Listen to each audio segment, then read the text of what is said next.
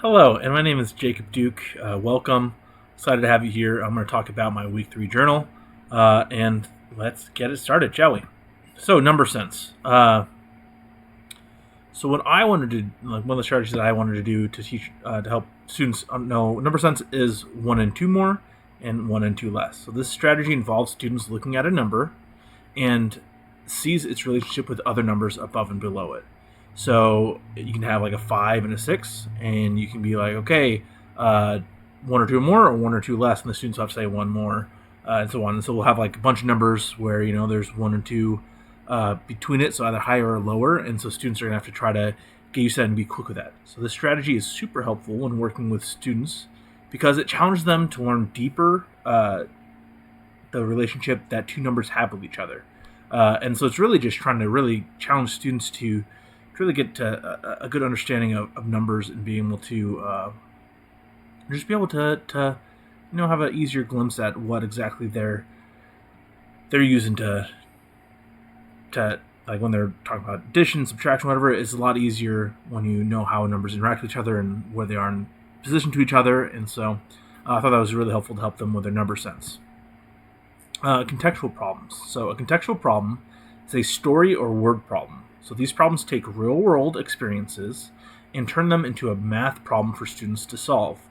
Uh, yeah, so contextual problems are very useful to connect students' understanding of math to real-world situations, as well kind of challenges students to kind of parse out a little bit about you know seeing a real-world situation, trying to think what tools they have and how can they use that tool to help solve the problems.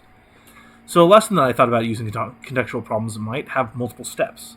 And so this will really challenge students to use the different skills that they have learned throughout the past to bolster what they're solving, and to actually solve what the problem is. So, for example, a student might be tasked with solving how much paint someone might need to paint their wall, and need to figure out how much it will cost in total. So, for instance, for this example, let's say we're talking about a person trying to paint their room, and they have a bunch of walls, and there's different dimensions they have.